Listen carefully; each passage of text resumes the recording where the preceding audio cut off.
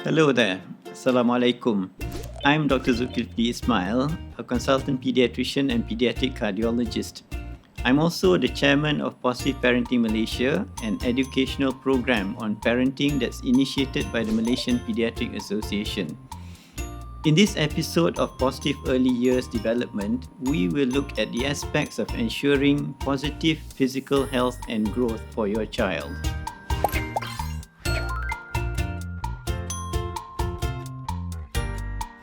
There are a few important basic points for positive child health and growth, one of which is hygiene and cleanliness, which are crucial for preventing the spread of disease and minimizing the risk of infection to your baby.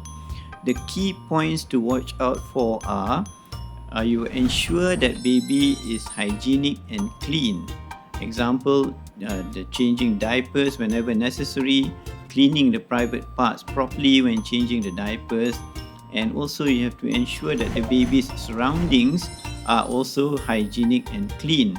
Example, when the area should be free from dust and dirt, and cleaning disinfecting surfaces such as diaper changing area, general household areas, especially toilets, light switches, door handles, and kitchen areas where food preparation and utensils and sinks and faucets are.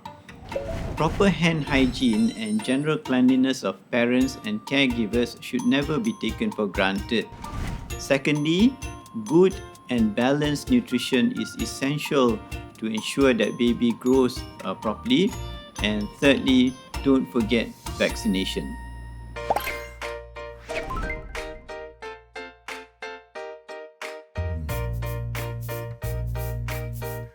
Yes, vaccination is an important aspect of disease prevention. So you should take active steps to prevent childhood diseases by ensuring that all relevant vaccinations are received in a timely manner. This includes vaccines that are in the National Immunization Program and other recommended vaccines that can prevent infectious diseases such as influenza, chickenpox, rotavirus, which can cause severe disease and dehydration in children.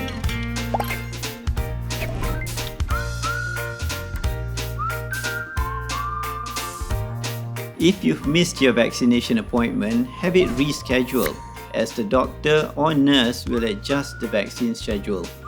And when your child is sick, see a real doctor, not Dr. Google. Don't make it a habit to self-diagnose or self-medicate, but get an expert opinion. Relying on the internet alone is risky, as you may miss some subtle signs or symptoms that could be crucial in coming out with the correct diagnosis. It's alright to look up online or ask fellow parents for additional home care relief to give a bit of comfort for your child. But if the illness prolongs for more than 2 days, please see a doctor.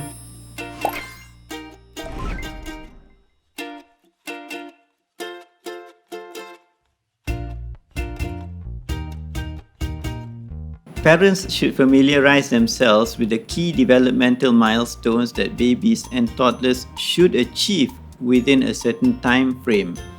Allowance, however, should be made as each child has his or her own pace. But keep track of your baby's progress and discuss it with your pediatrician during each visit. As a guide, the key developmental milestones to watch out for are, firstly, the physical or motor skills. In the first 6 months of life, he should be able to roll from his back to his tummy, raise his head or chest while lying on his tummy, and be able to grasp objects with one hand and can reach for faces. In the second 6 months, that is from 6 months to 12 months, the baby should be able to crawl on his hands and knees, pick up small objects with both hands and transfer toys from one to the other. From 12 to 24 months, he should be able to walk independently with or without support. He may even start running as well, and he's able to turn pages of picture books by himself. In terms of fine motor skills, at 6 months, he should be able to grasp and transfer objects from one hand to the other. And at 11 months, he should be able to have a neat pincer grasp using the thumb and index finger. Next is language or communication. From birth to 6 months, the baby will babble, laugh, and try to imitate sounds. From 6 months to 12 months, he should be able to understand phrases like yes and no, and make sounds like baba or dada. And from 12 to 24 months, he can name familiar objects, even say mama and dada, and talks using about 10 words. And last but not least, social skills. From the first 6 months, he can recognize and smile at familiar faces. From 6 months to 12 months, he will respond to his own name and will push unwanted things away. From 12 to 24 months, he's able to respond when you correct him and can play games like peekaboo. So you keep track of these and other developmental milestones as well. This way, you will know when to seek the advice of the pediatrician. Things to be aware of. Avoid baby walkers, because contrary to their name, they do not help baby to learn how to walk, but will instead hinder him from doing so. There are studies that have shown that babies who use baby walkers tend to walk later than babies who do not use baby walkers. And worst of all, the baby walkers are a danger when it comes to falls. Pay attention to baby-proofing your home. This includes special latches to prevent toddlers from opening drawers and cabinets, plugs to close electrical sockets, and the use of foam padding on sharp edges of furniture.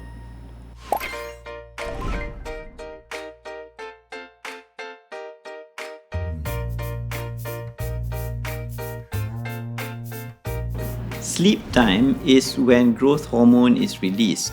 So if you lack sleep, it will affect the growth of the child.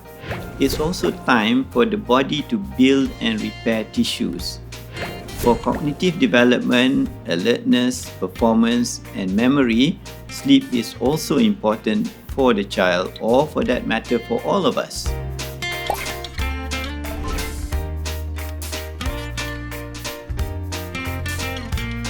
Infants and toddlers tend to require a lot more sleep, but usually sleep for an hour or two at a time.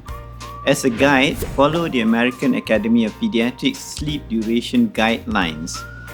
For infants aged 4 to 12 months, 12 to 16 hours of sleep, including daytime naps, should be sufficient. For toddlers aged 1 to 2 years, 11 to 14 hours of sleep with daytime naps. And for preschool children aged 3 to 5 years, 10 to 13 hours of sleep, inclusive of daytime naps. For school-going children 6 to 12 years of age, 9 to 12 hours of sleep should be enough. And for adolescents 13 to 18 years of age, 8 to 10 hours should be sufficient.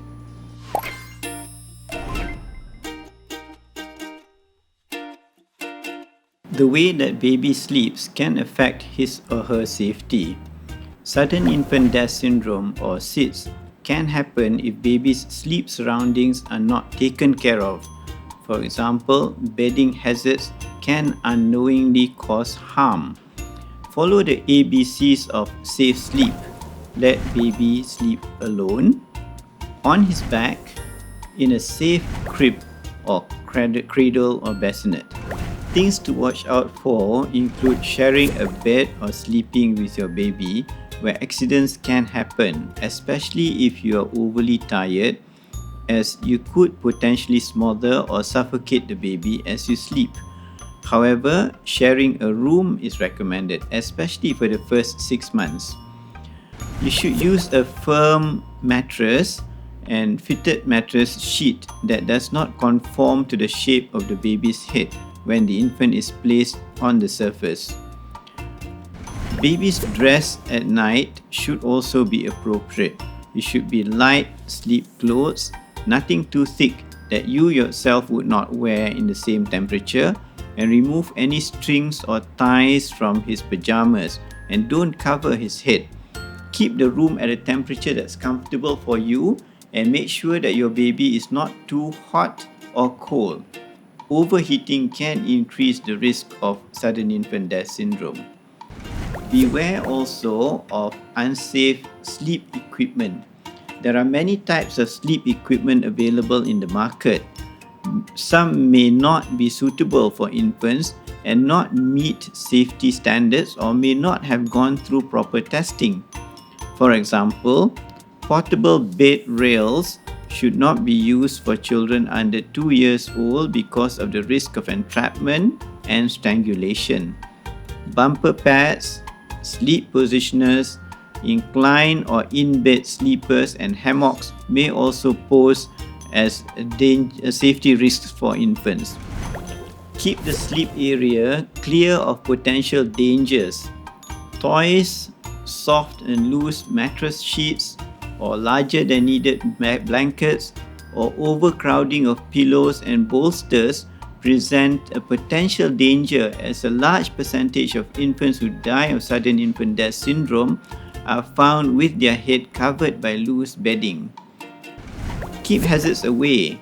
Keep the sleep area away from hazards such as dangling cords, electric wires, and window covering cords, because these may present a strangulation risk. If you need to charge your phone or digital gadget, do it away from where baby sleeps. Make sure any hanging toys, cribs, mobiles, or gyms are securely fastened and out of your child's reach. Certain baby devices such as car seats, strollers, swings, infant carriers, and infant slings are not recommended for routine sleep, particularly for young infants. Avoid sleeping on a sofa, couch, or in an armchair with your baby.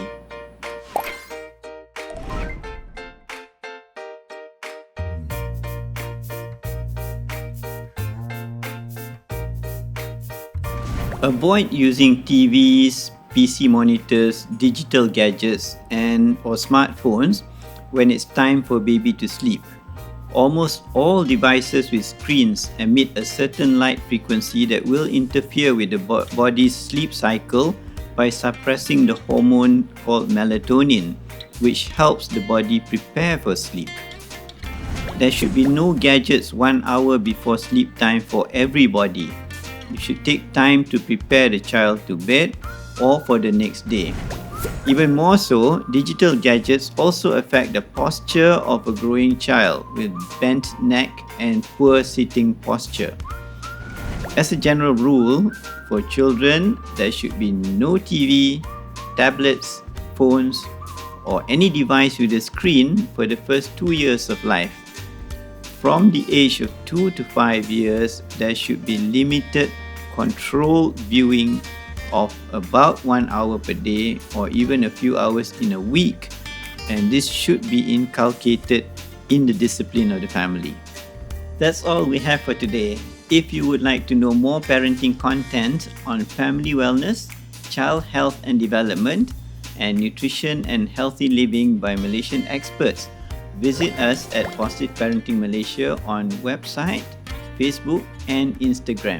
So stay tuned to Welcome to My Modern Parenthood.